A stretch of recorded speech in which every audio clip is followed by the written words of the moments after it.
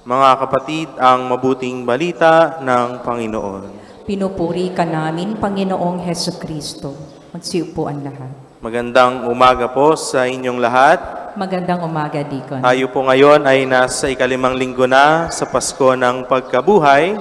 At kung noong nakaraang linggo po, narinig po natin kung papaanong ipinakilala ng ating Panginoong Heso Kristo ang sarili niya bilang isang mabuting pastol.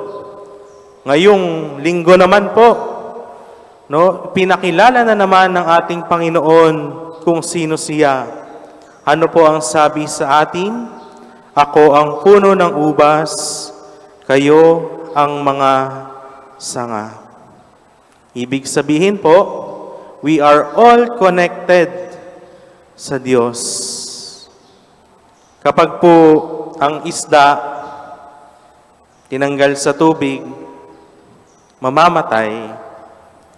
Kapag po ang isang halaman na inyong tinanim, binunot ninyo sa lupa, mamamatay.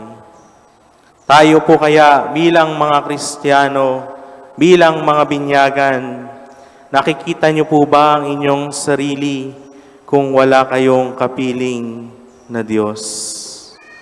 Kung tayo ay hiwalay sa Diyos. At ano po ang ipinakikita sa atin ng atin pong Ebanghelyo? Na magkaroon tayo ng magandang ugnayan, na magkaroon tayo ng pagkakadugtong sa Diyos na siyang ating pinagkakaugatan.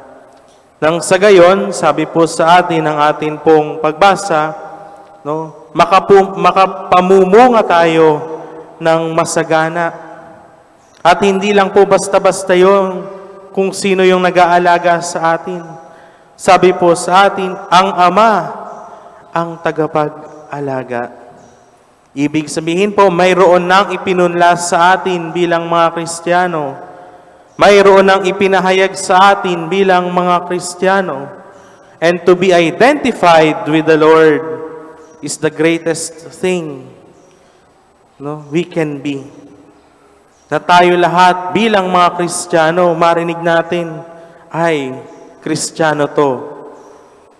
Bakit? Nakikita sa mga mukha ninyo, nakikita sa mga mukha natin, yung mukha ni Kristo, yung pagkakaugat natin kay Kristo. Sa atin pong unang pagbasa, narinig po natin kung papaanong ang mga apostol ay patuloy na nangangaral sa iba't ibang dako ng daigdig.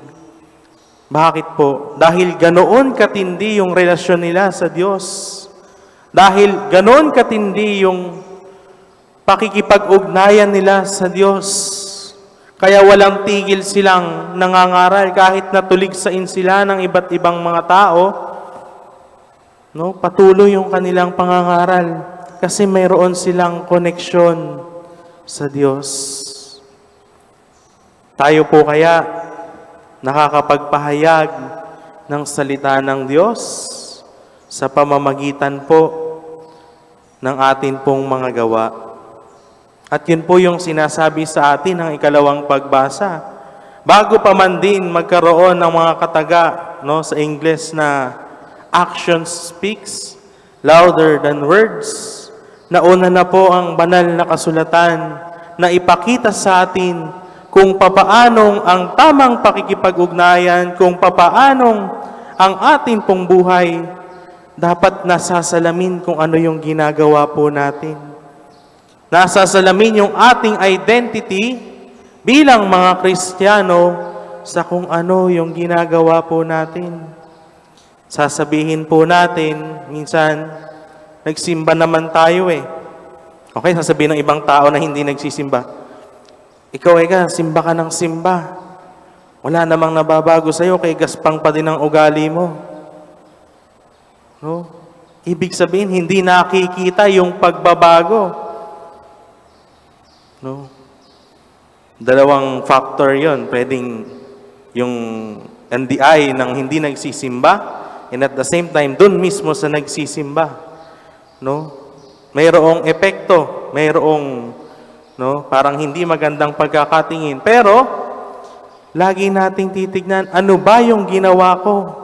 Makakristyano ba yung ginawa ko? And pag sinabi po nating makakristyano, it is always out of love. Laging bunga ng pagmamahal. Laging nagbubunga ng katotohanan. Dahil yon ang ipinahayag ng ating Panginoong Hesukristo.